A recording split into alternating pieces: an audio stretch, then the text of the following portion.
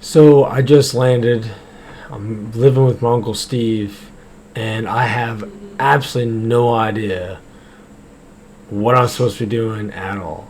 We end up in a storm, which is in the city that I was living in, and I work the storm with him, and we make a lot of money. I have a great time with him. I'm just I don't know. I feel like I'm just hanging out. I'm not really working. I'm doing work for him. And I'm trying to learn, but he was a insurance adjuster, and that is a very difficult job. Like if anything happens inside the house or to the roof or anything, like you have to basically be able to do a itemized list of what got damaged, what you need to replace it, and how much the insurance company is going to pay the customer.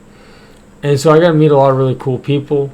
Like I said, he's an older guy, so anytime somebody needed to climb up on top of a roof or do anything, I was basically the handyman, carrying the ladders, all that good stuff.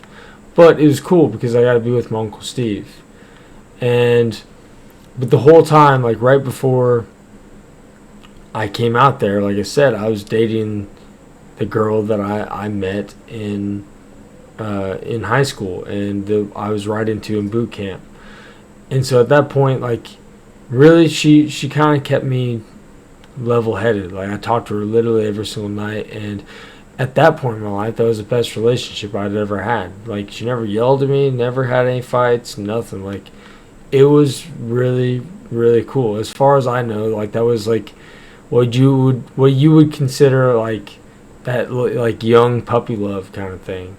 And but I kind of, I don't know, I still was lost. Like, I wanted to drink beer and smoke weed, and but I didn't know anybody in the city. I didn't know any of that kind of stuff. And so I remember I had to go get, after the storm was done, I had to go get another job because I was just sitting around doing nothing. And I got a job and started meeting friends and stuff. And luckily, none of them were like too wild. But I got to go out and do some fun stuff. My Uncle Steve did allow me to drink, but I remember like he's really the reason that I went sober for probably the longest time I ever went sober for in my entire life.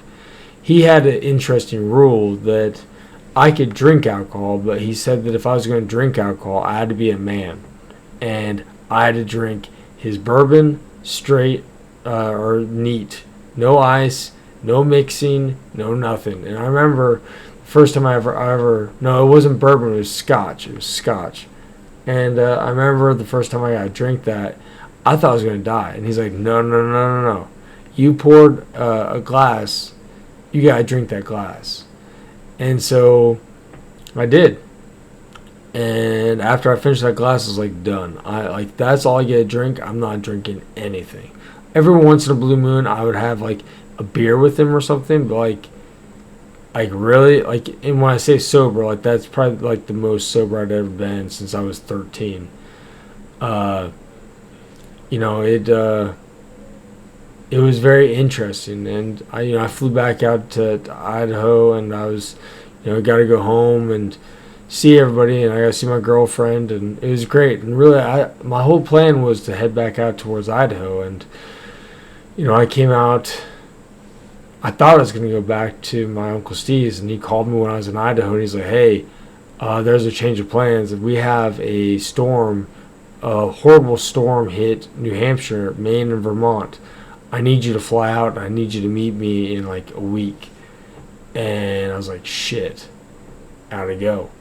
And so I flew off to New Hampshire.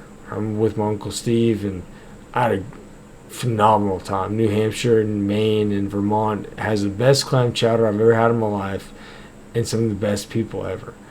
But at this point, I hadn't really, again, I wasn't really diving into myself. I was definitely working on why I had the urge to drink. I remember I used to smoke cigarettes, and when I stopped smoking, I don't know if anybody watching this has ever stopped smoking, but I kept on coughing up like this tar looking crap.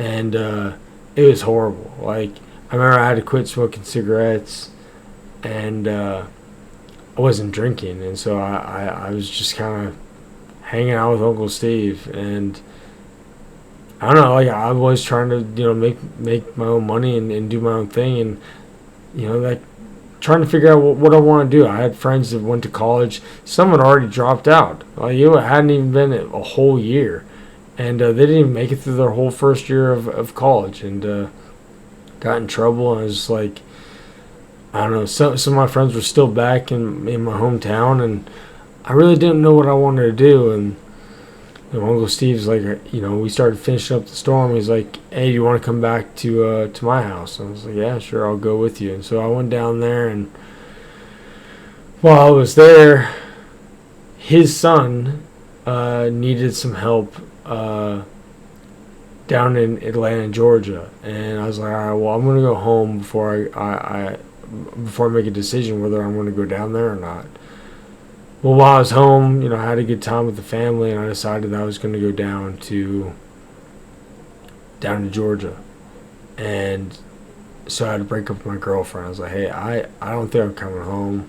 I don't know when I'm going to see you, and I don't feel like this is fair. And like, that was a horrible time, because she really was really important to me. And for the next 5 or 6 years, like, we still kept in contact with each other. Like, she talked to me when she was dating other guys and asked me for advice, and we were just friends, really.